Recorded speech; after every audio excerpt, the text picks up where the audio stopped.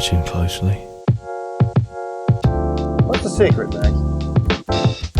You just gotta find something you love to do and then do it for the rest of your life. I don't want to be a product of my environment. I want my environment to be a product of me.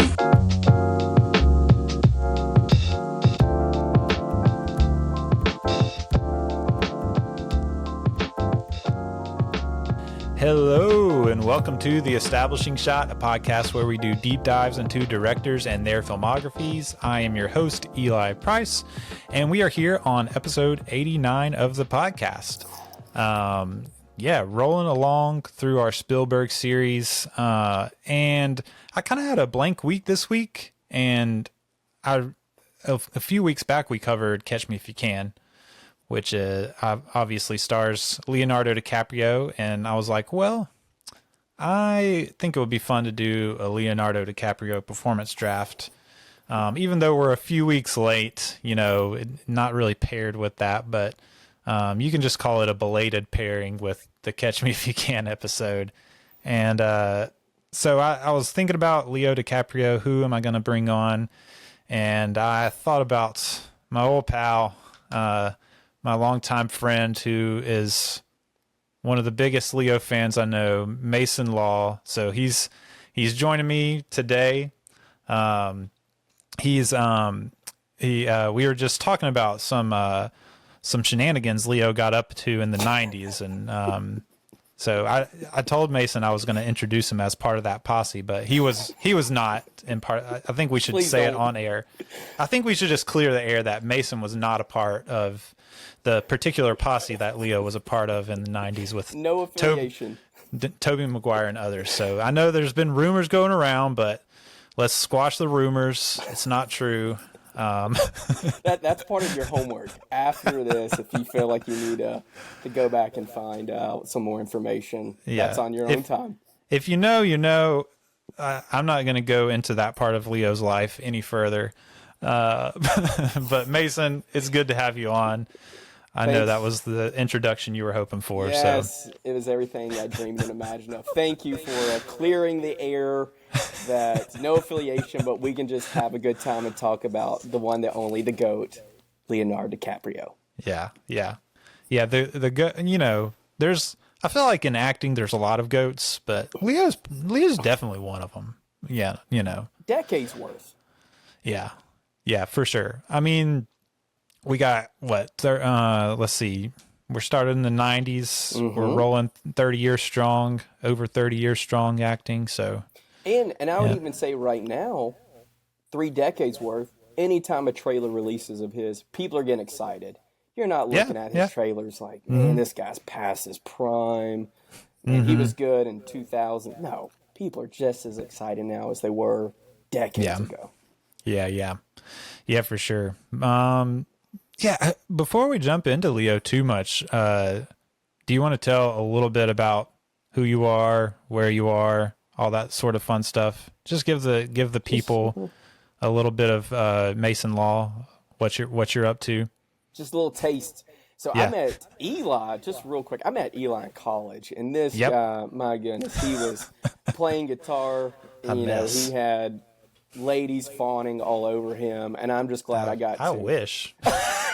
Dang, that sounds like great college. If I was just trying to get dates in college by being in his presence, just whatever scraps I could get. But no, met Eli. He's always been a connoisseur of the arts, the films. Had some great times together, and our paths separated. But for me, been in ministry now for about 10 plus years, and even a part-time counselor now. And so it's been fun just to stay up to date with Eli, just as we've been able to do a lot of life, work together, and just have a lot of good laughs. So it's great to be in each other's weddings. And yes, that's crazy. And we're still married. We did it. we're making it so far. Our anniversaries are like a day apart, and so we also like text each other, "Hey, dude, don't forget." Yeah, and fortunately, Eli's is just a little bit ahead of mine. Yeah. I think yours is the day after mine. So yeah, like, don't forget. anniversary tomorrow. And our lives track pretty well. Like, Eli does everything a year ahead of me. Just about any time he's had a kid. I have one a year later, college. Yeah, so he's kind of an indicator of what I should be hoping to experience in the next 365 days. So, any update I need to be aware of for this year? The back every once in a while just decides it doesn't want to work that well, so you might want to look out for that next year. I'll go sign up for a chiropractor next week. Thank you for the heads up. Yeah, I think that's the main thing. We're still married, still doing the dad thing. Sounds great. Yeah. That's all going well. The back, it has some struggles every once in a while. So, but yeah, Mason, big Leo fan. I'm a pretty big Leo fan too. Yep. I don't think I'm as big a fan as you, but nevertheless, great. As we were saying, 30 years. Yeah. Just cranking them out. I mean, really, like, he might be the greatest movie star of his era. Mm-hmm. He's definitely like in the top 5 actors in his like era. Cause I mean, there's some other heavy hitters right there around his age, I would say. Brad Pitt. Yeah. Like Pitt, I mean, is up there, and, I'm sure we'll hit on their movie together. I mean, who else would be? I mean, so Pitt, how old is Pitt? He's like, well, Pitt's like 10 years older than Leo, actually. Yeah. But I guess you could say they're in a similar era. But I mean, like, Tobey Maguire was running with him in the 90s. I don't know about all that. We put a lid on that conversation. Just professional acting movies. That's what we're keeping it to. Yeah. I'm trying to think. So you have Leo. I guess like Ben Affleck and Matt Damon would kind of be in that same kind of era. They're like 2 years apart. Ben Affleck and him. Matt Damon's probably similar. Just a few years older. But here's the thing. Look at the quality of movies that they're putting out right now versus Leonardo DiCaprio. Yeah, and I think that's the thing. Like, so with Leo, so like just like thinking on his career. So like his breakout was What's Eating Gilbert Grape. Yep, phenomenal. And I'm a little iffy on those kind of parts. It's like you can't have someone that actually has like that mental handicap play that part, because that would be manipulation. Yes. And you want those people represented in films, but it's also a little bit weird to like put that on. So I'm always like, it's good acting, and it's just a little weird. I don't know what to do with it. And that was the whole kind of premise of Tropic Thunder. It's just how far is too far, how, pushing boundaries there. But yes, that was almost some of that original cinema pieces of what's appropriate and what's not. Mm-hmm. Yeah. And he started with Creepers 3, which I've never seen Creepers 3, nor the other two Creepers. So I think he was like 15 for that movie. And he was in maybe one more before What's Eating Gilbert Grape with old Johnny Depp. Yeah.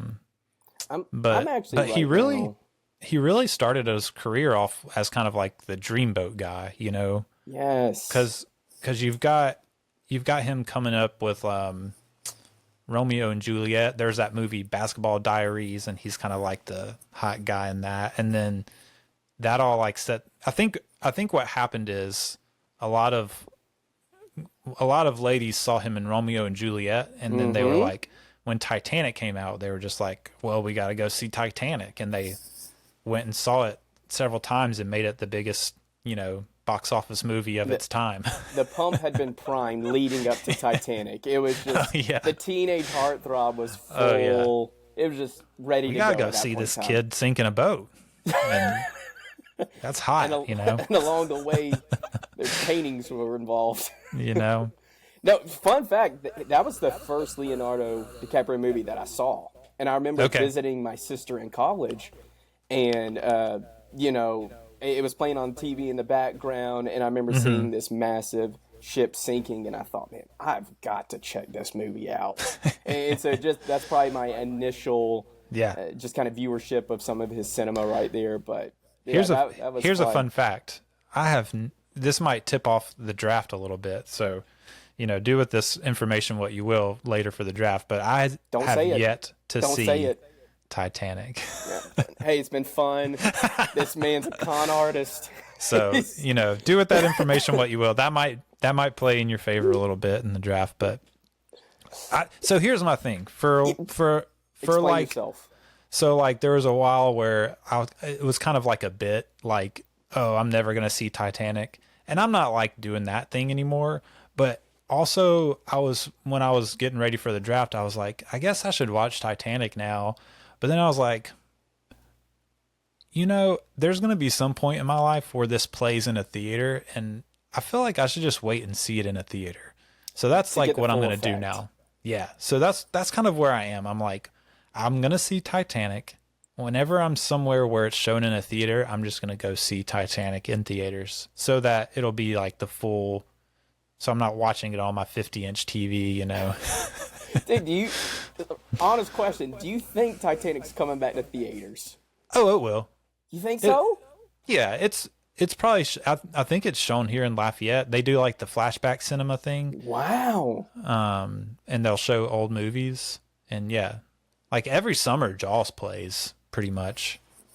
Well, if Lafayette plays it, you let me know. I'm getting a ticket. All right. And we're sitting together. And we're going to watch this thing. All right. I'm down. I'm not like, it was a fun shtick for a while. Like, oh, I'm never going to see Titanic. But yeah, I've grown out of that. And now I'm just waiting to get the full experience. So, but the crazy thing is after Titanic, he's like, you know, romantic lead. Everyone's, you know, fainting over him. He's like an Elvis concert. And then like, he kind of goes MIA. And, you know, I don't know. I didn't do a lot of research on this, but it could have something to do with the posse we've been mentioning earlier. Might have been running around with those guys. But, you know, it wasn't until, so he had a couple of movies come out in that time between Titanic and his 2002 kind of comeback. But it was like, he was trying to, you could tell he was trying to like start his like career in a different direction, because from that point on, he's really only working with like big directors. Yeah. You want to get out like of a typecast for sure. Yeah. Yeah. He's like, I'm going to zag after, I don't want to be this guy. So he was in a Woody Allen movie in 98. He was in a Danny Boyle movie in 2000. So those are like great directors. Yep. Like he's like, all right, I'm going to do, now those movies were busts, but like they didn't do well. They weren't like that. They weren't well received, but you can tell he's like trying. And then 2002 hits and he's like hits the ground running. Bro. Catch Me If You Can, which we covered, and then three Marty movies in a row. Generational run. Yeah, it's great. Begins in 2002. And then from that I made a list. So I made a list of all the directors he's worked with. So he's in 6 Martin Scorsese movies. And actually, I was looking at this. There's possibly 2 more that he's going to be in. There is. One is Devil in the White City adaptation, which I've never read that book, but it's like a nonfiction book about a serial killer. So he's if that gets made, he's supposed to be in it. And then there's like an untitled mob movie that's floating around out there that Scorsese might be doing that he's connected to. Out any premise, and he's going to fulfill the role. Yeah. I mean, what? Yeah, but Marty. So it's the Marty thing. I'm like, if he's in another Martin Scorsese movie, I'm going to go see it. Yes. they're all good. Yes. So 6 Marty movies, 2 Tarantino movies. He was in a Sam Raimi Western, which didn't do that great, but he was in it. I already mentioned Woody Allen and Danny Boyle. He's in a James Cameron movie, Titanic. I mean, come on, James Cameron. He's in a Spielberg. He's in a Christopher Nolan. He's in the Inarritu movie, The Revenant. He's in a Clint Eastwood movie. He did the two Baz Luhrmann movies with Romeo and Juliet and Gatsby. He's in a Ridley Scott movie, a Sam Mendes. Like, he's just like, I'm going to work with all the great directors of my time, basically. Yes. And here's the thing, Eli, is that, you know, if I was to say, would you redo anything in life? You know, there may be various answers out there, but he missed some golden opportunities. Like, to make the big bucks, you know, on the big blockbusters, you know. Yes. He almost played Spider-Man, and that got cast to his posse member right there, Tobey Maguire. You know, Toby. he almost played that. Another one that was thrown out there was that he was offered the role of Anakin Skywalker in Star Wars Attack of the Clones. I did not know that. Okay. So, I mean, if there's just, as great as his career was, is, and will always be, I mean, there was some golden opportunities out there that multiple ways in which he could have been stars in a variety of movies and films. Yeah. I'll tell you this. I could definitely see Leo holding a lightsaber screaming at Obi-Wan Kenobi, you know. Yes. I can see it. He was made. And here's one of probably the craziest ones right here for all you film buffs and all you alpha males, is that he was originally cast as Patrick Bateman. Really? In American Psycho. Yes. The remake? In 2000, but he dropped out because, Christian Bale made he made the role instead. But I mean... Oh, yeah, American Psycho. Yeah, I didn't realize he was casting that. Yes, I didn't realize that. He was the original one. And, I mean, you got to give it up to, you know, just kind of Christian Bale, phenomenal actor. I mean, you couldn't have been better than that. But, you know, just we've done a Christian Bale draft, too. Yeah, so heavy hitters out there that he's taken. That's kind of the same era, him and Bale. Yeah, that's another one. But yeah, dude, he's also here. Listen to this. So there's a Paul Thomas Anderson movie that's supposed to come out this year, maybe next year, that he's in. He's supposed to be in a remake of Another Round, which is a foreign film that came out a few years ago that was really good. Directed by Chris Rock. I don't have high hopes for that. You can only do so much. But an Evel Knievel biopic by Damien Chazelle. I mean, come on. Leo as Evel Knievel. No, you know, that sounds awesome. And Leo's the epitome of a method actor. He may die. He may kill himself filming that movie.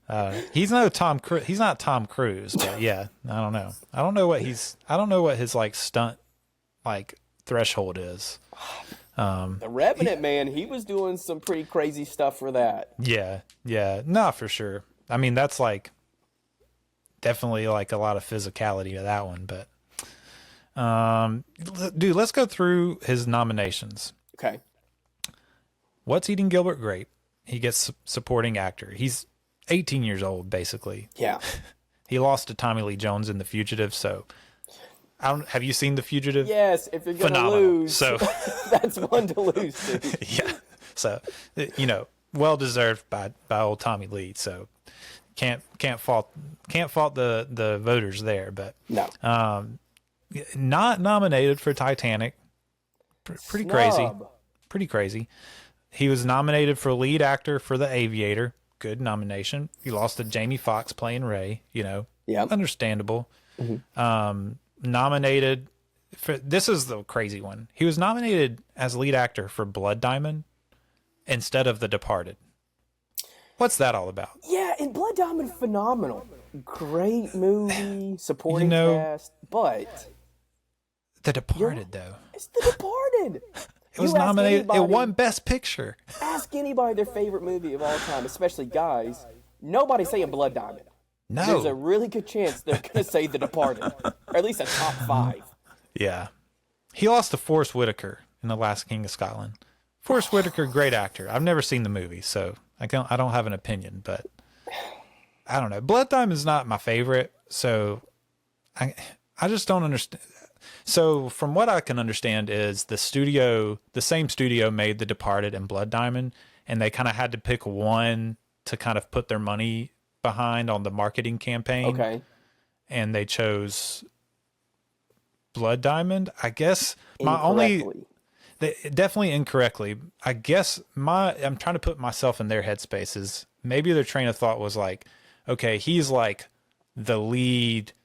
The Departed has like a huge cast of awesome actors. Yes.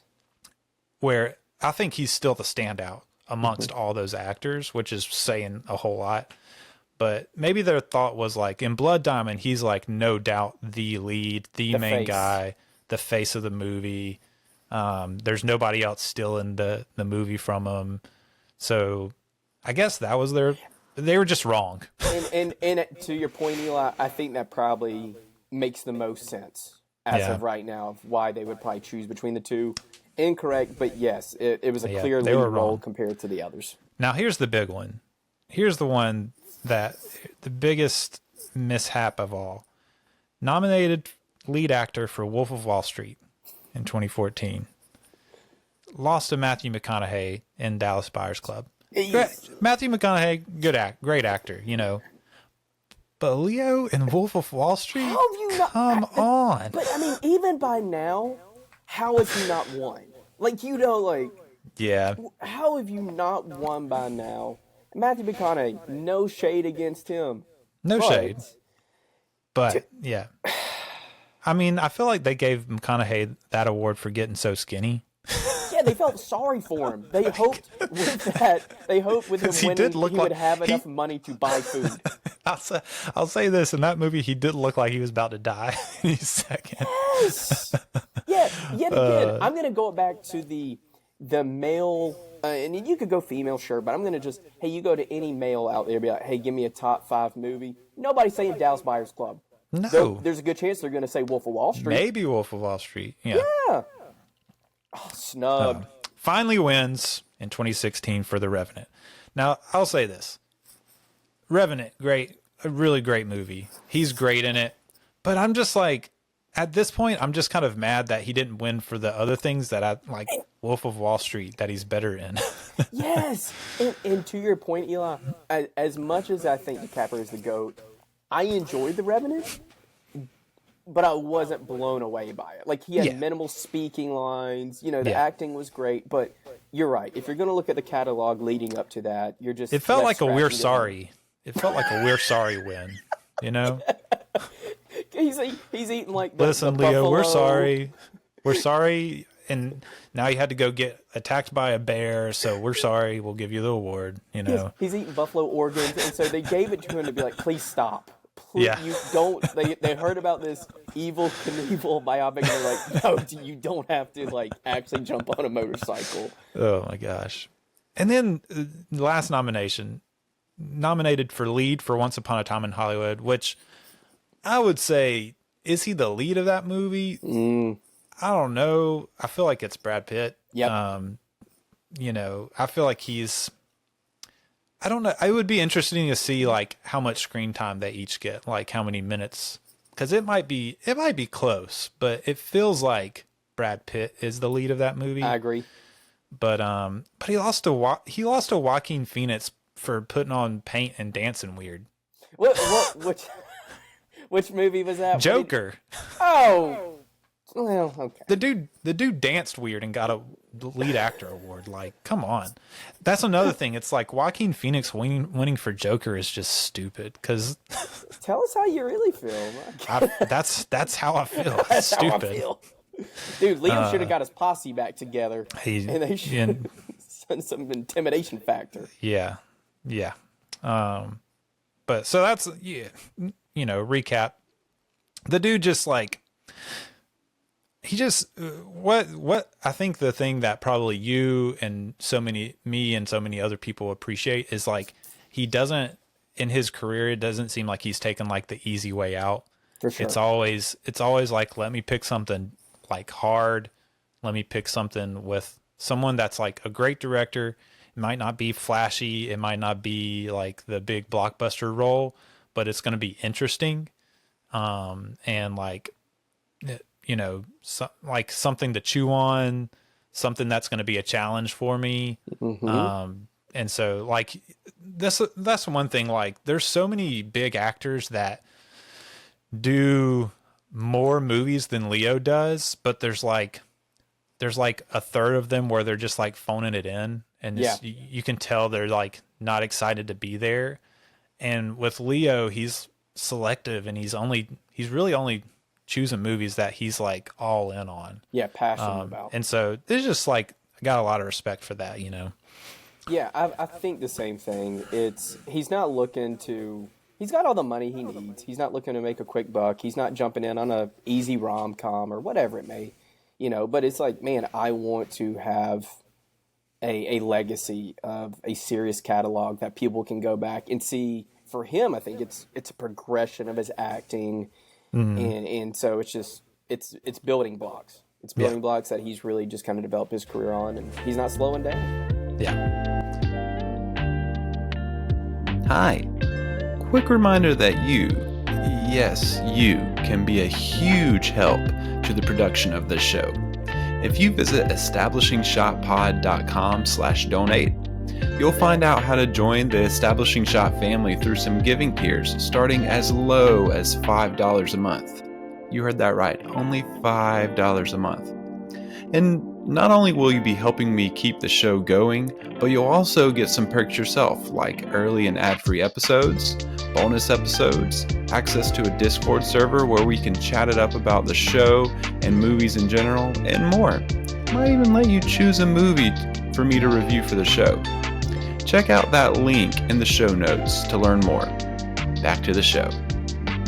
Let's do it. Let's jump into this thing. Let's do the draft. If you're unfamiliar with the drafts, it's been a while since I've explained it like this, but my favorite way to explain it is like, it's like picking your kickball team in the schoolyard at recess, But the reason is because like you want to get the good players on your team, but there's always like that best friend that is not very good, but you just have a connection to it, and you got to get him on the team too.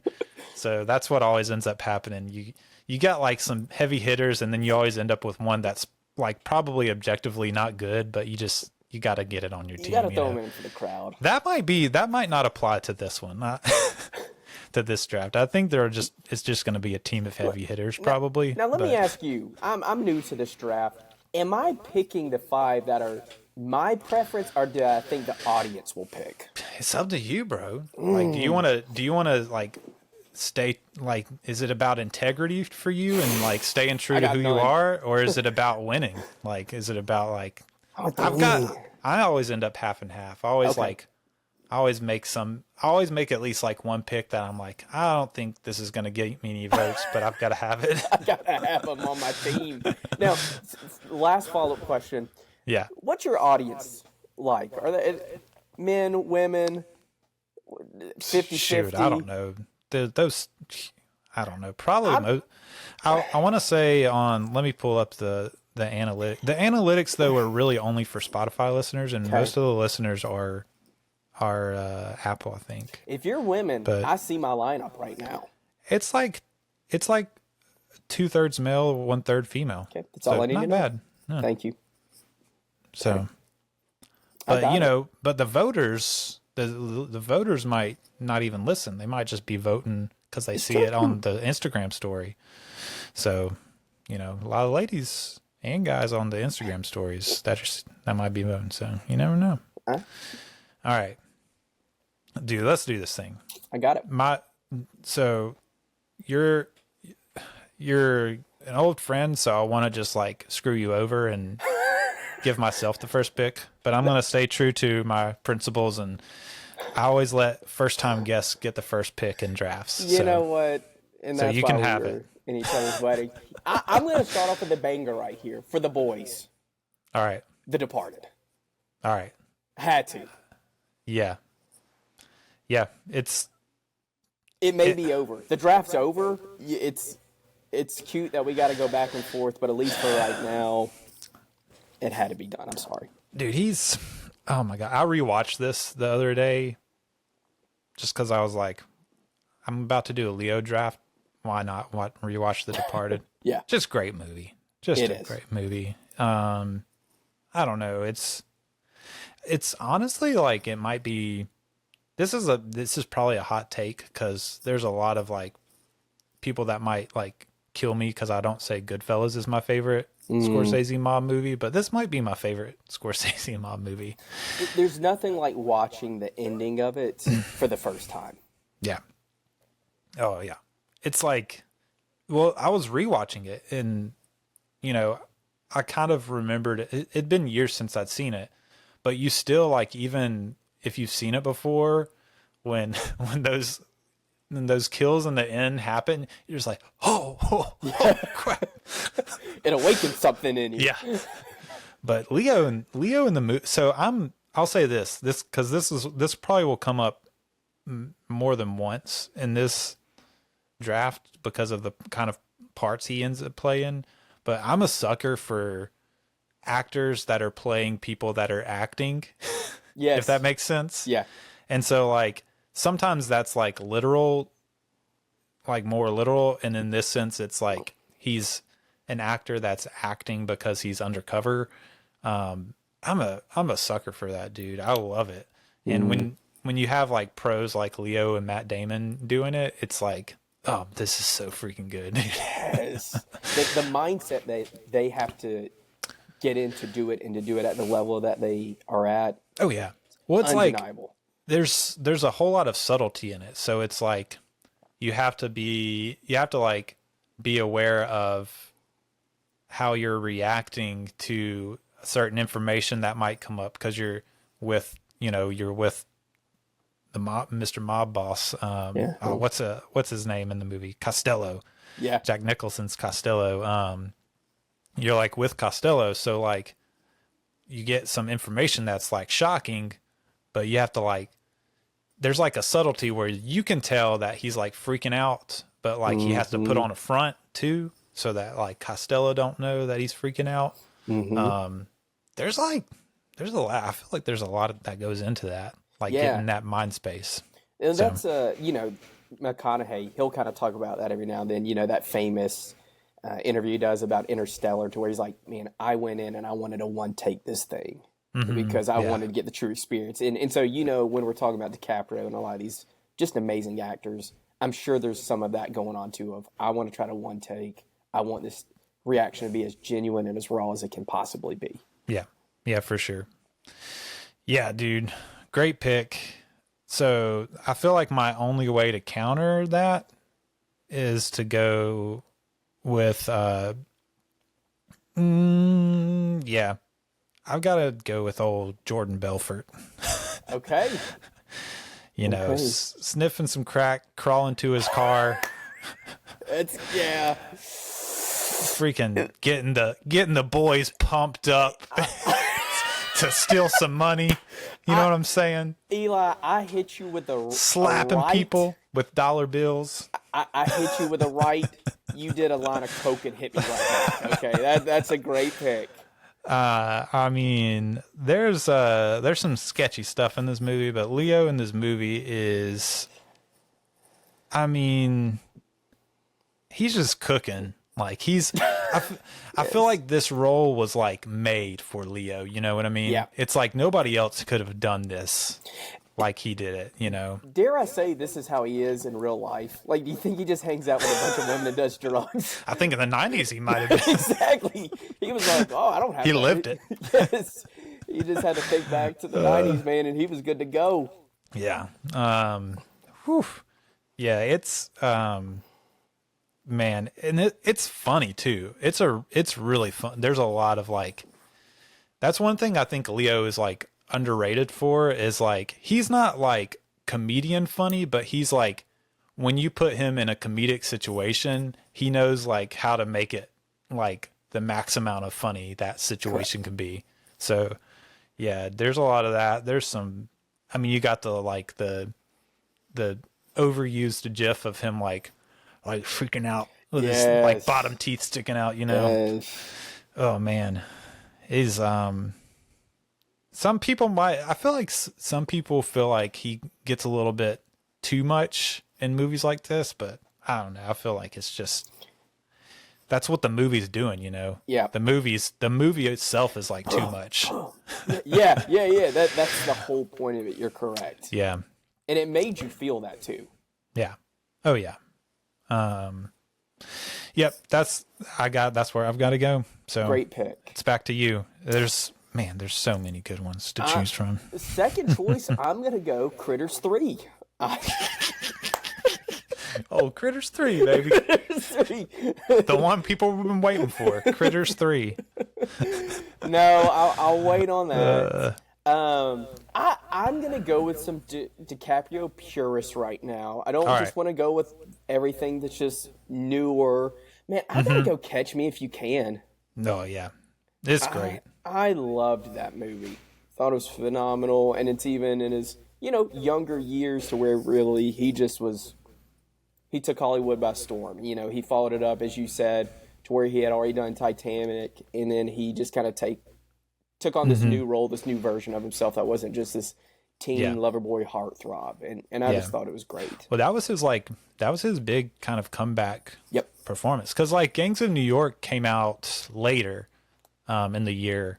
This came out first, I think, and was a hit, and then Gangs of New York kind of like got hidden under some other movies. It wasn't as like big of a hit. He's good in it, but he's also like overshadowed by Daniel Day-Lewis in that movie. Amen. So this was his real like comeback. I'm back in action. Yeah. And he went toe to toe with old Tom Hanks, correct? Oh yeah. So I mean, for him to, like you said, where he almost got overshadowed in Gangs of New York, he stood out above Tom Hanks, and they just worked very well. But man, it was like, this is Leo's movie.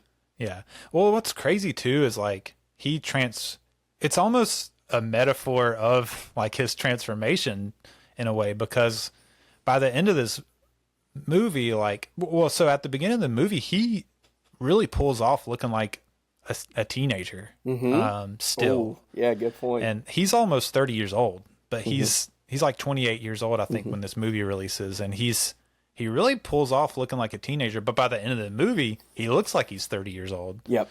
And so like it's almost like you could say it's a metaphor for like his transition in his career, I think. But yeah, we talked, that was a fun conversation talking about that movie. There's a lot of fun stuff in that episode, if you want to go back and listen to it. All right, Catch Me If You Can. That's a great one. I feel like that's a crowd pleaser for sure too. For sure. So you're going to get some votes from that one. Oof. Where do I go now? All right. All right. So, there's so many different directions to take. There's so many movies. I'm telling you, if you pick them for your team, I'm going to be mad. But there's one that like would be a great pick, but also like I wouldn't hate to not have it, and I know like it's a Mason movie. But so here's what I'm going to do, because I'm afraid you might snatch this one up soon if I don't go ahead and take it. Dude, I am going to take a villainous Leo DiCaprio and get old Calvin J. Candy and Django Unchained. Yeah. Oh, great man. pick. Great pick. So every time we do one of these drafts, there's always like one villainous role that's like, oh, gotta have this one. Like, have you seen Collateral with Tom Cruise? No. And Jamie Foxx? Oh, dude, it's like the one time Tom Cruise plays a like real villain. Okay. Dude, he's freaking good. He's been waiting. He's like stone cold, but he doesn't do those sorts of roles. Correct. And so like that's the one, and he's like, well, it's like, man, I want to see Tom Cruise do some more villain roles, but he just doesn't. I'll have to give that a listen. But yeah, you need to go watch Collateral. It's a good movie. I appreciate the heads up. Jamie Foxx is like a cab driver, and Cruise is like a hitman, and he hires Fox for the night, but then Fox figures out what he's doing. Oh man, it's so good. I think I know my weekend plans now. But yeah, Django, I mean, so I didn't rewatch this movie, but I rewatched the skull scene. Yes. Whew. It's something else. It is captivating in a good acting, but like, holy crap, this dude is insane. Well, I think you can only imagine him.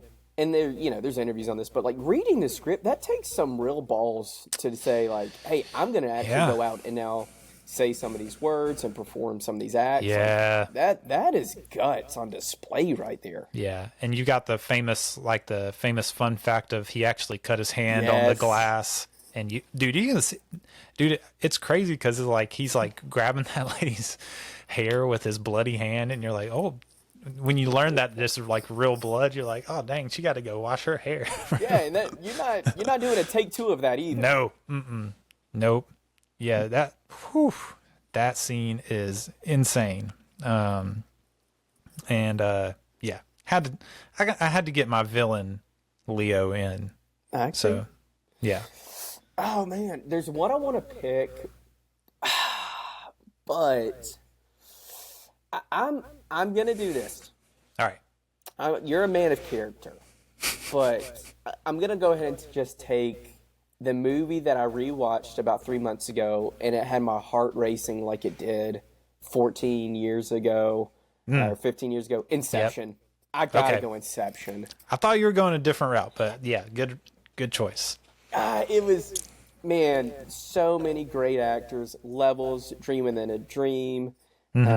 Paige was in that. Dom Cobb. Yeah. Oh my god, dude! I even look, I got a totem right here. You know what I'm saying? Like, just phenomenal. And it's just, when I went back and rewatched it, my heart was still racing like I'd watched it the previous 10 times. Yeah. Just great. Yeah. So like in that movie too, he's like, I feel like it's like a classic Leo role too in that movie, like kind of troubled man, like, but still but like great at what he does and has to like work through it.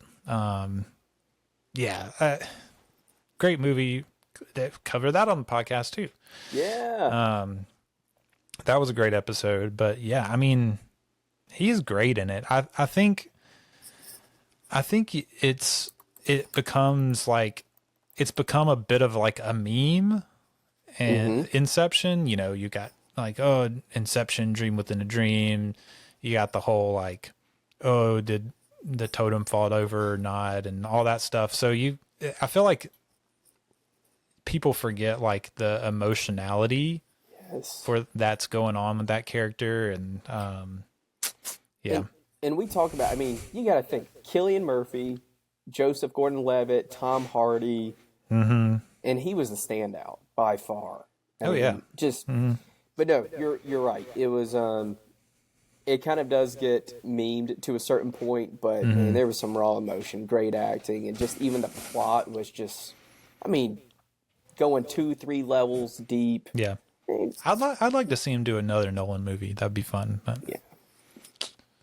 All right. I'm gonna go ahead and pick. This is honestly probably. I just rewatched this one recently too. This might be my favorite Leo performance. Okay. I'm going back to back Tarantino here. I'm gonna go Once Upon a Time in Hollywood. He did it, dude. He went for it, man. Dude, I freaking love him in this. Dude, he made me like tear up just to rewatch a little bit, because he was like dealing with like his life. It's like it felt so, that scene with the little girl, he like starts crying over his I'm like, whew, dude, I'm there with him, man. Like, I feel like I'm washed. I'm feeling a little washed up too, It's like, dang, dude. Whew. But yeah, dude. So it's again, it's the acting. It's actors that are also acting, and it's like that he's like switching on and off, like, because there's those scenes where, have you seen this in a while? It's been a few years. Yeah. So like, there's those scenes where it's like you're watching the movie that he's filming, basically. but then he'll like, there's that one scene where he's like pauses and he's like lying, and he like goes out of the character he was in, because you're like drawn into that scene that you're watching them film. And then he like goes out of it and line, and then he like pumps himself back up and goes back into it, and you're like, whew, yes. And it's like, I don't know, that dude, the actors acting in movies, I love it, bro. It's like you're watching a scene within a scene. My goodness. Whew. Inception. Oof. Acting Inception. Great pick. Yeah. That's, and I really do, like, I think, honestly, like, it could probably change day to day what I think my favorite of his is. Yeah. But as of now, I think that's my favorite, Once Upon a Time in Hollywood. So, You know what? Collateral and Once Upon a Time in Hollywood. I think I know my next few movies I got lined up for me to go out and watch again. dude, Brad Pitt's great in that movie too. Dude, and you got the flamethrower. Leo with the flamethrower. Come on, man. Torching it up, baby. Oh, that's, Both metaphorically and literally, you know. I have always said, and I didn't mention this earlier in the podcast, but, and I'd be interested to hear real quick what you have to say, but if there was ever a movie made about my life, he's the guy I want to play it. Leo? Yes. Yes, it would be his worst role of all time. He would make me look way more epic just by being Leo. Nothing really going on, but yes, he can pull off anything. Yeah, I don't know. I don't know who would play me. Who would be good on a movie podcast? who would play the Eli Price? Man. I don't even know, bro. Just, Maybe what's the guy who plays Ron Weasley? Maybe. you just picked the ginger guys. Yeah, that's exactly what I did. No, he was in something recently. He was in a Shyamalan movie recently where he plays like a I don't know, he's like a bigoted dude. Nails you, Eli. Yeah. Bro, you need to do he was good in it. Yeah. You need to do an episode on how M. Night Shyamalan sucks. I like me some Shyamalan, bro. That's a whole nother topic. Yeah, dude. Dude, I've got somebody that could play me. Okay. That's a redhead. Oh shoot, what's his name? I'm trying to spell his name, but it's a hard name to spell. Domhnall Gleeson. You know this guy? Hold on. He was in some of the Harry Potters. He's one of the twins. Yeah. He was in Ex Machina. He was in The Revenant with Leo. I can totally see that.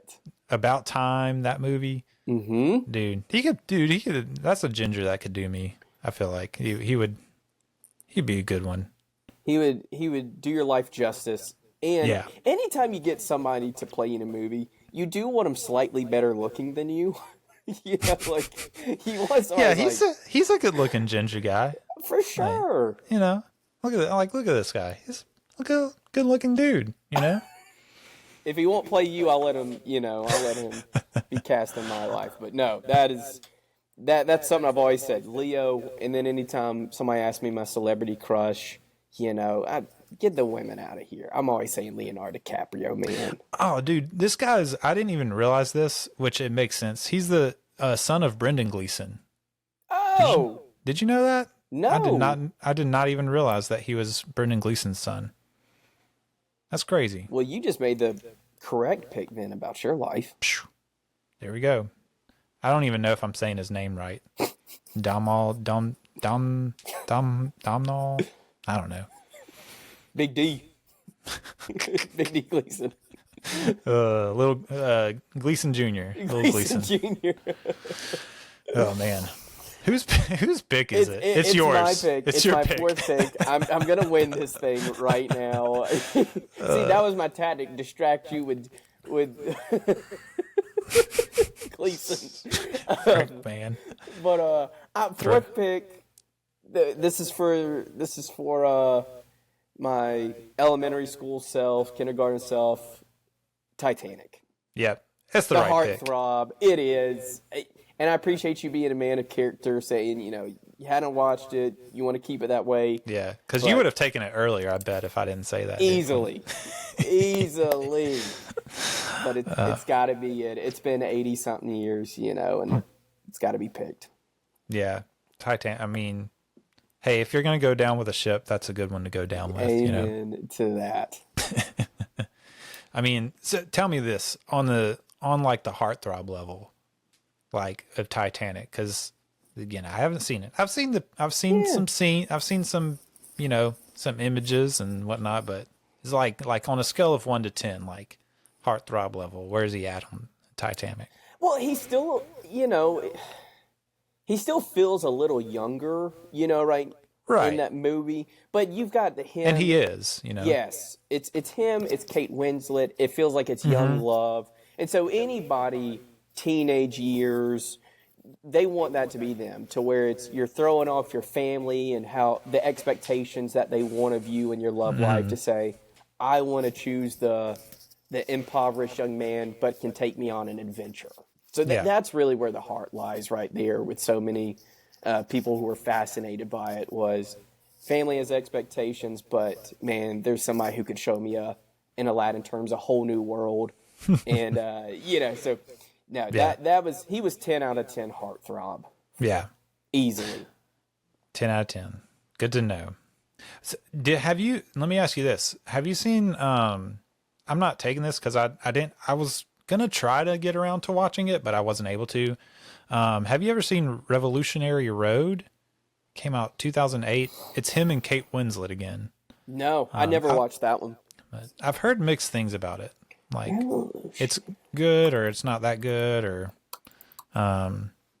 it's like I feel like it's a like struggling marriage movie sort of thing is the concept.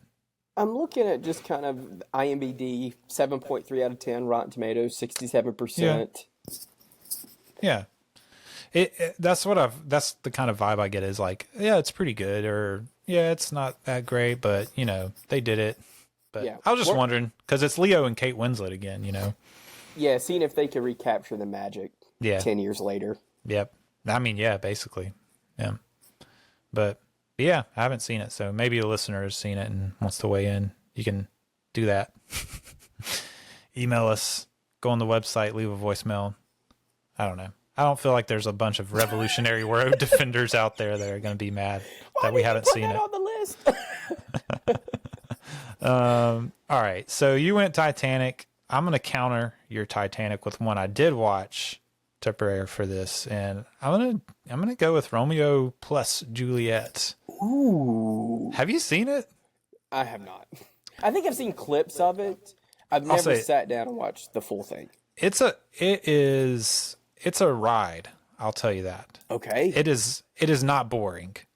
It is like the editing is like super fast paced and like kind of dizzying at times. It's like, whoa, this is moving all over the place. Crazy. And which that's kind of like what the director Baz Luhrmann is kind of known for, is like that kind of wild, crazy editing. And it's like set in the 90s, but like they're literally saying the Shakespeare lines in the Shakespeare language. And so I don't know, like he freaking pulls off like the whole Romeo shtick. Like, does it well? Yeah, I mean, he's like, you look at him and you're like, oh yeah, that girl's gonna fall for this kid, And he's like pulling off the lines, and he sounds like he's in love, and I kind of feel like the Romeo Juliet story is a little washed. Yes, and easily so. It's a little, so like you kind of get inundated with it to a point where you're just like, oh yeah, here we go. Kids fall in love and die. So like the movie as a whole is I think it's a good movie because it's like the dude made a choice, and I appreciate when like people make a choice instead of not making a choice. So I would say it's a good movie. It didn't like blow me away, but Leo's really good in it. Like you can totally like, you totally get why like girls all over the world watch this movie and we're like, this is our next dream guy. I wonder how many guys watching Leo growing up started slicking back the hair. Just kind of had that. Oh yeah, I mean he had like cool. the classic. He was like rolling with the classic '90s hair. Like, I mean, you can even see in like the movie picture. It's like the. I mean that might as well be. Oh, what's his face? Aaron Carter. Aaron Carter. What is it? Hanson, the brother boy band. Yep, Hanson. Might as well be one of those kids. But it's Leo in Romeo and Juliet, and he's freaking really good in it. I'll hand it to him. Like he was like spitting out those Shakespeare lines, like he was in love with Claire Danes, playing Juliet. So had me want to know where the ending was going, even though I've read the story thousands of times in high school English. Yep, for sure. Great pick, appealing to a little bit of everybody. Yeah, had to get one Dreamboat pick in there. For sure. Hello again. Do you know how you can really support the show for free in just a few minutes or less? That's right. Just leave a rating and review on Spotify and Apple, or wherever you listen that might allow for ratings and reviews. These really help the visibility of the podcast. In fact, just hit that pause button right now and drop the review right now. And then you can get back to the show. I'd greatly appreciate it. Okay, I trust that you went and left that rating and review now. Back to the show. I think I'm going to finish my team. This is tough. It is, but I'm going to base this on just credentials alone. Mm-hmm. The Oscar. Okay. The one that finally sealed the deal that said he could do it. 2015, The Revenant. Okay. It's a good pick. A little safe, but he had... I think you just got to give it to him, the one that actually got him... No, yeah. The piece of gold. I get it. Like it's a good movie. It's entertaining. Like it's a more quiet role, so it's cool to see him do something, because a lot of his roles are very he's very vocal. Yeah. And this was definitely like a more like quiet, subtle, I mean, there's definitely some outbursts in there, but For sure. But yeah. And this is, so I've only ever gone back to watch a movie in theaters twice. Mm-hmm. And it was I Am Legend with Will Smith. Okay.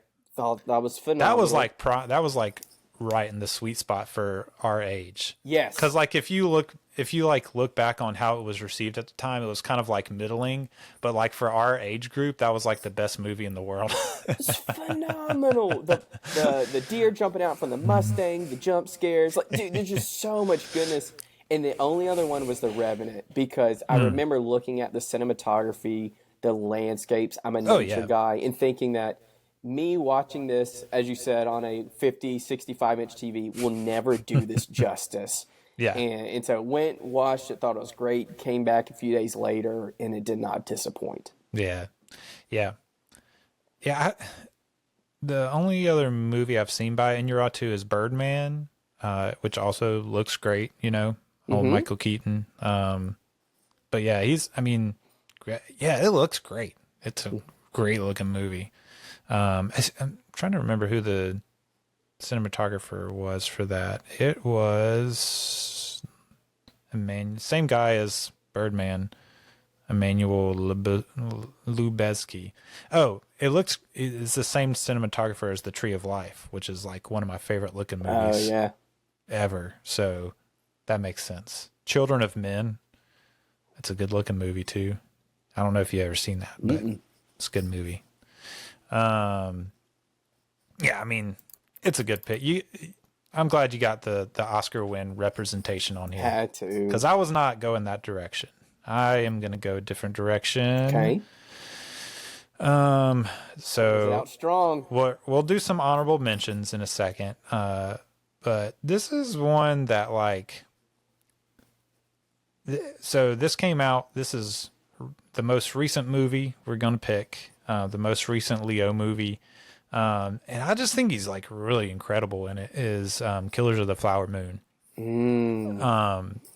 Acting across Robert De Niro, and old Jesse Plemons, who's great. He's like, so the whole movie, he's like, the character's kind of stupid. Yeah. He's like a stupid guy, but he's like not too stupid. Mm-hmm. And I feel like it's like a fine line that he pulls off, because he's like, this guy knows what he's doing, but is like a stupid enough guy to like be able to separate those things in his mind, like compartmentalize. Like, cause like really intelligent people, it's like really intelligent people can like, probably would have a hard time compartmentalizing what he's doing with his wife, like loving his wife, and also like killing. I mean, it's no spoiler. Yep. It's killing her family, Mm-hmm. like literally, quite literally. And it's like you can do that if you're a psychopath or if you're just the right kind of stupid. and I feel like he's not a psychopath. Yeah. Like I feel like he really loves his wife in the movie, but I feel like he's just the right kind of stupid where he can like compartmentalize and like just somehow like justify like that needs to be a t-shirt. Just the right kind of stupid. Just the right kind of stupid, you know. And I feel like that's hard to pull off. And people kind of made fun of like the whole like, I don't know, whatever he was doing with his face in that movie. Mm-hmm. But I don't know, I kind of liked it because it kind of takes you out of like the Leo DiCaprio-ness and like lets you like dig in, like attach to the character instead of it seeing Leo. Mm-hmm. Because Leo doesn't typically play like guys like this, like that are more on the less intelligent end of things. Yeah. And so like that kind of face affectation that he puts on, I think helps you separate that in a way that's helpful. And it's just really, it's a great movie. So, and I mean, I'm ending up with two Marty and two Tarantino. Good spread. You've got a bit more of a variety there, which I appreciate. But yeah, I'm pretty happy with my list. I think I ended up with 4 of my top 5 that I had. Okay. You took The Departed from me, but I think I ended up the other 4 of my top 5. I picked Romeo and Juliet. It's down a little bit under some others, but I wanted to get some good Dreamboat representation on my list. You could easily, Eli, do if you had to, like a top 10 list almost. Because he's been around so long in so many quality movies. I mean, I have 12 movies here on the list, even without Titanic, that I would say he's like great in. Yes. So if he's as great as in Titanic as people say, I would say 13 movies that he's just top-notch great in. But yeah, let's do some honorable mentions, because there was one I thought you were going to take that you didn't take. I know. I thought you were going to take Shutter Island. I know. So I was going to, and can I tell you this? Shutter Island was my favorite movie for the longest time, and I know. I remember that from college, our college days. And I went back and rewatched Shutter Island and Inception back to back about 3 months ago. All right. And Inception just did it more for me. Like it fair. got my blood boiling. Some of the CGI is a little outdated in Shutter Island. Yeah. I did rewatch Shutter Island for this. Yes. I mean, but there was nothing. I've never had a bigger twist than I have with Shutter Island. At the very end, Andrew Latis, and just kind of, is it better to, is it die as a man or live as a beast, or whatever kind of famous ending line. But it would have been probably my number 6th, 7th pick. Yeah. But it's like right there on the cusp. Yes. Okay, so Inception won it out for you. It did. If I dude, that is a tough pick, honestly. Between Shutter Island and Inception. Yeah, tough. Did you have any others that were like right there on the cusp? I got most of the ones I wanted. I thought about for a little bit. I did think about Gangs of New York. Okay, yeah. But you made a really good point as far as just kind of the main character role. You know, was he really front and center? Did he play more of that kind of background character? He's kind of like just kind of taking you through the movie, and he, obviously like doing it really well, but like he's kind of like the storyteller, almost like the audience surrogate in that movie, and he's really great doing it. But it's just like he's not doing something at the same level as like all of these other movies we picked, like carrying the movie, you know. And I think to your point, I would have probably gone with that one more as the kind of the initial breakout role of just like, whoa, this is bloody, this is violent, and I love it. Yeah. And so that probably would have been more for that. But yeah, what do you got? What's still on the list for you? So I mean, the other big one that we haven't mentioned would probably be The Aviator. He's great in The Aviator. And he has to do, you know, I guess sort of similar to Catch Me If You Can. He has to like play a character over like a longer span of time. Yep. And make that transformation. And it's definitely like one of his more showy roles. That's a little bit more. So I would put it in the vein of like Wolf of Wall Street, not in the sense of like the energy, but like the showiness. Like he's really like actors acting like just going all out for this role, I think, in a lot of ways. It's just not as like flashy.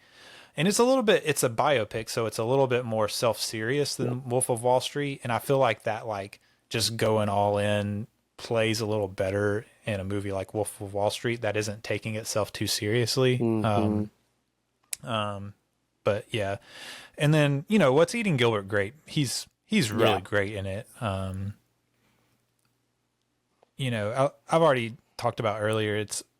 I don't think I could pick it because it's like there's an uneasiness. It's like that catch-22 of like playing people with mental handicaps. But he does it really well, you know. I was looking at a few Reddit threads leading up to this conversation, and I was shocked how many people had that as their number one pick. Yeah, I mean, I get it. It's a hard thing to pull off. I don't know. There's a few movies that I think he's just fine in, like Don't Look Up. Did you watch that movie? A long time ago. It came out and it like went straight to Netflix in 2021. He's fine in it. It's one of those movies where like some of it's good and some of it's just not. Was that with Steve Carell? Was Steve Carell in that movie?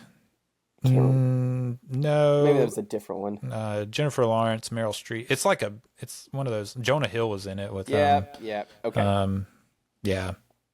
Kate I Blanchett. remember looking at that one, and it did not look that appealing. Kind of that post-COVID era movie. I would skip it. And I think so. If there's one movie where it's like Leo might be like phoning it in a little bit, it's like The Great Gatsby. Not because he's not good in it, but because like it just feels like, I don't know. It feels like kind of just taking some personas that he's played in other movies and just kind of, I don't know. It's not a bad movie, but I don't think it's like a great movie either. And he's fine in it. He plays a good rich guy. You know? He played the role well. Yeah. I get exactly what you're saying. There was nothing groundbreaking, at least for his character. But at the same time, that's what the character called for. He did it well. Yeah. The only movie that like I watched Blood Diamond like a week ago or so because I was like, well, he got nominated lead actor for this. Like I should watch it.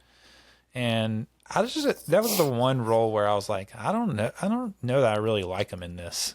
He's putting on that South African accent.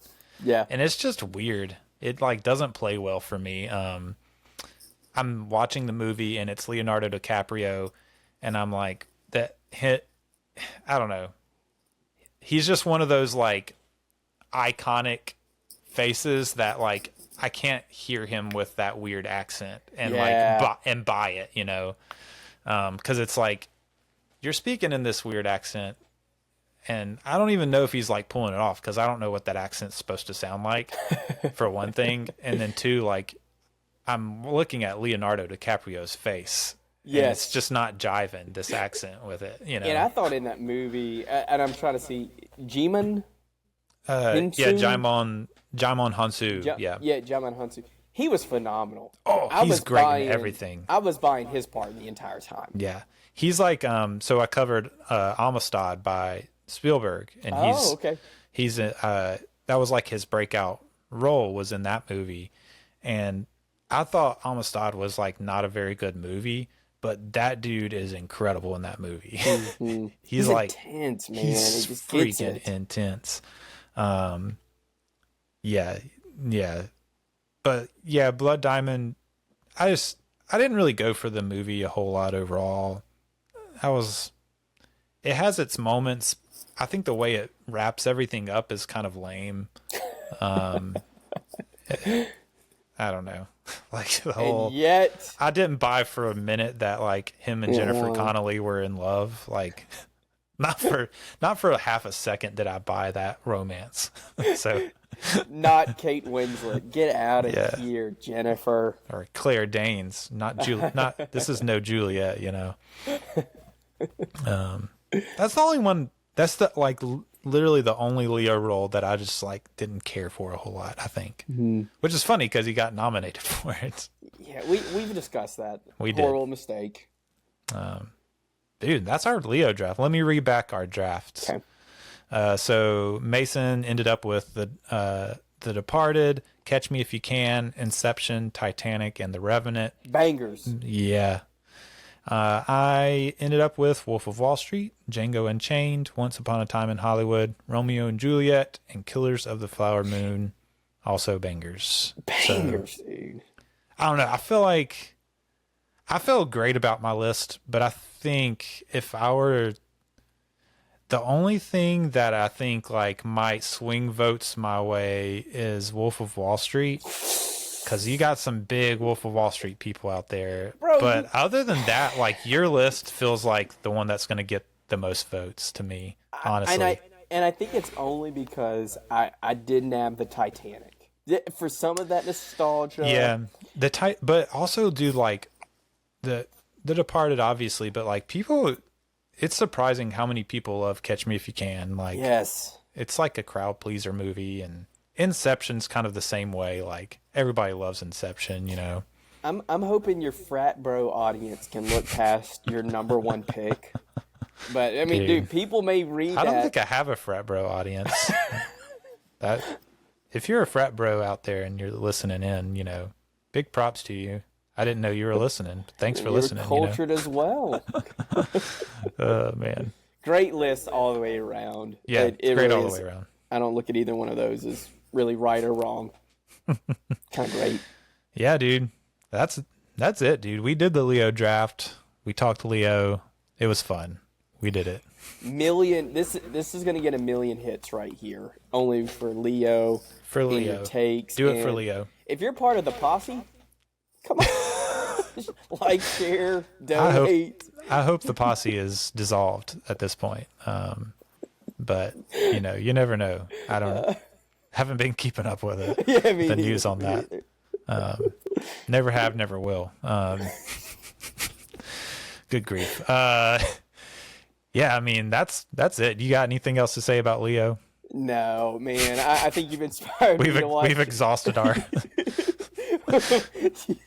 You've inspired me to watch a few more of the movies. Go back, rewatch some. Yeah, dude. But grateful for you to have me on here. Love talking Leo, and anytime. Appreciate it. All right, dude. Well, next week we are going to be jumping back into Spielberg, covering Munich, which is a really good movie. One of his most underrated, I think. And so had a fun. I already recorded that episode. It was a fun conversation. So really good episode coming next week for Munich. But that's all we have for this week. So for Mason Law, I've been Eli Price, and you've been listening to The Establishing Shot. We will see you next time. We were happy here. For a little while. But look, I figure it this way. Better to be king for a night than schmuck for a lifetime.